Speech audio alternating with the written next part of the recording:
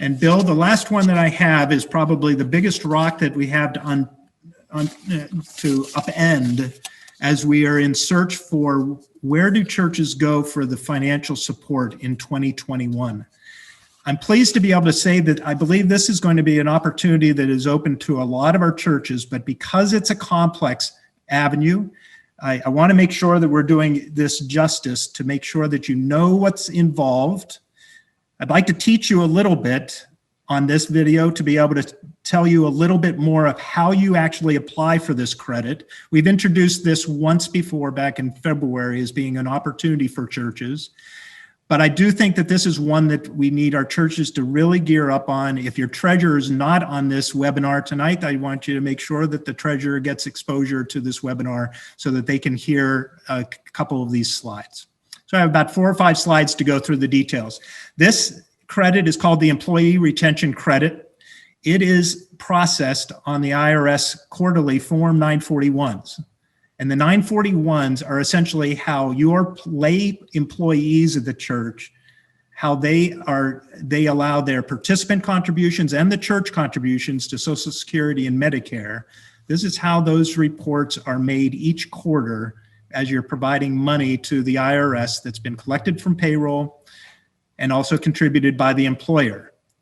Because clergy are not in a tax status where they are having those Social Security and Medicare taken out of their pay, and the church does not pay a contribution towards that, the clergy pay is not eligible for the employee retention credit. So what we're going to be doing is, first of all, determining our church is eligible to get this employee retention credit. And there are 2 categories that the IRS has identified: a shutdown test or a gross receipts test. It's very simple for churches. Because you had government authorities who actually did a partial or full suspension of the operations, the worships at churches. All churches meet this criteria to be able to qualify for this employee retention credit. It is in comparison then that you are also told that there is a gross receipts test for other employers who don't necessarily have that governmental authority that suspended operations. But just know that these are significant drops, 50% drop in gross receipts, 2020 versus 2019, and 20% in 2021. So this is intended to be a significant help to those organizations that qualify.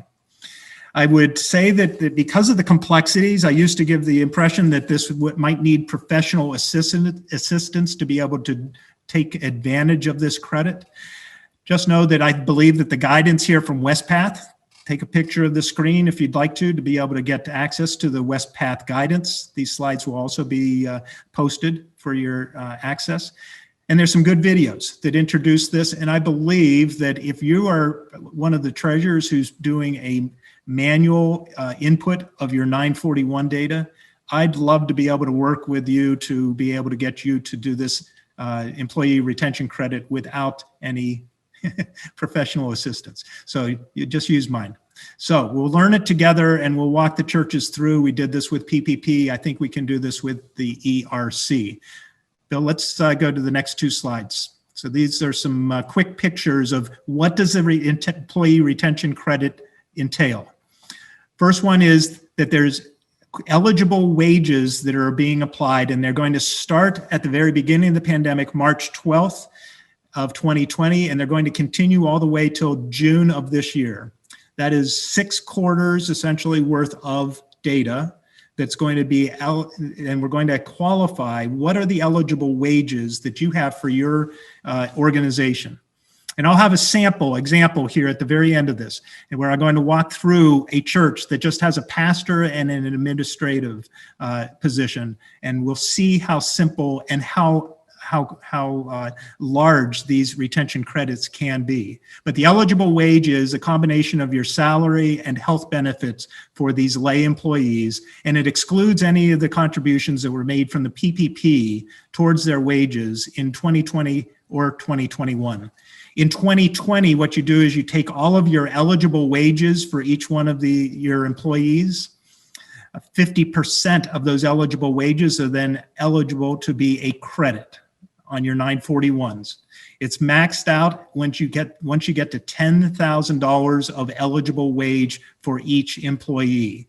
So each employee up to $10,000 of eligible wages in a year, 50% of that, in this case, 50% of 10,000, you're eligible for a credit of $5,000 per employee in 2020.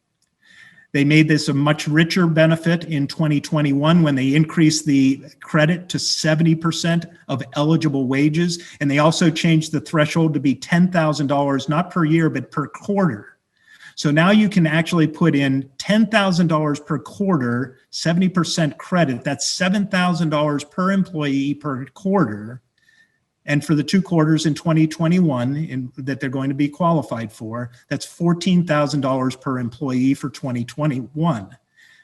You get to combine both of these years, $19,000 per employee. And for many churches, they will find that this is a richer benefit than what was actually given to them during their PPP formats. This is the big helping hand. I believe that this is the reason why PPP 2 is exhausted and may not be reestablished for churches. So this becomes the avenue for churches to be able to gain access to additional support through the 2021 recovery. I've drawn up the table down below.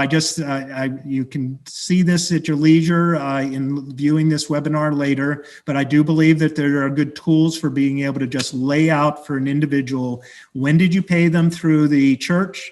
When did you pay them through PPP? Identify which quarters they are, and that will all become meaningful when you're putting in your applications for the credit. Now, Bill, there's 2 forms that I want to be able to introduce. The first one is the standard. This is your form 941. And Bill, I don't know if we can get that a little bit larger, a little small on my screen, but let's give it a shot. I'm simply going to tell you that in the 941 form, there is a worksheet that comes in on the 941 instructions. It's called worksheet number 1. That worksheet number 1 gives you 2 lines in the old traditional 941. One is called the non-refundable. This is that top one, 11C, non-refundable portion of the employee retention credit. And that worksheet is also going to give you a 13D, and I'll read that out to you. So that's a refundable portion of the employee retention credit. When you do the calculations on this, what you're actually getting is a refund of your employee retention credit on your quarterly form.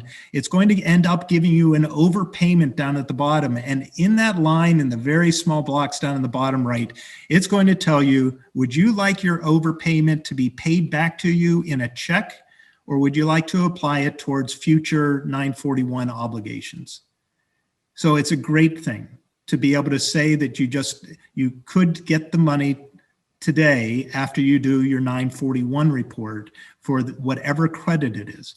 And in many places, that credit will actually be more than what you actually paid on your 941. So it's actually a very big supporting hand from the federal government towards a church's livelihood. Bill, the next form will be finished here quickly. The 941X is what you do to amend any 941s that have already been put in place. So it started back in the Q1 of 2020. We're already 5 quarter statements already into this program. So in any of those prior quarters, you're going to do a 941X.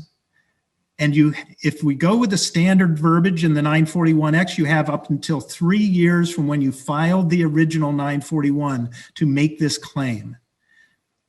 I'm not willing to think that can't change in time. So I think that this is something that their church would want to do over the next 3 to 4 months, to be able to go back and put in 941Xs to claim their credit. But just know that right now you would say that you have 3 years to be able to do that.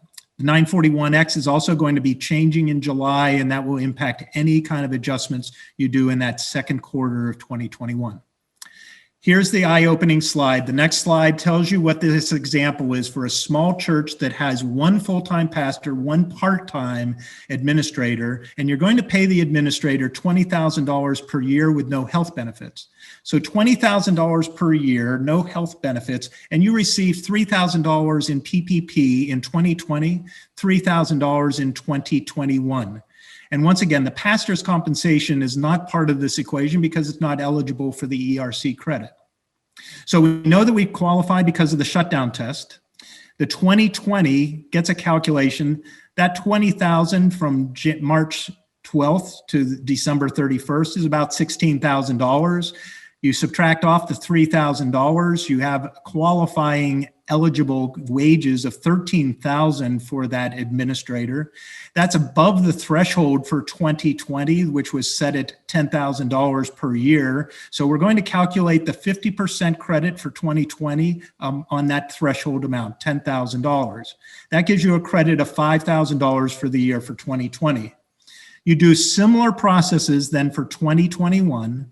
And you're going to do this by quarter because the thresholds are set at $10,000 per quarter.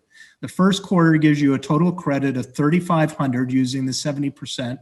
The second quarter, because there's some PPP involved, is less, and the credit becomes $1,400. So in this example, one church, one employee part-time paid $20,000 per year. The employee retention credit is $9,900. And it would require the church treasurer to go in and supply a corrective amended 941 for the Q2 and Q1 of 2021. And they might have to do 2 quarters in 2020. So about 4 amended returns on the 941 would reap the value of the $9,900. Once again, if you max these out, it's $19,000 per employee.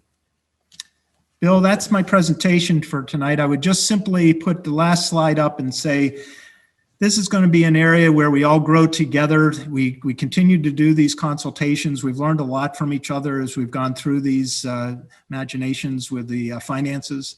We'll continue to do that. This is the link for doing those consults, and I really look forward to being able to help you and the churches through this.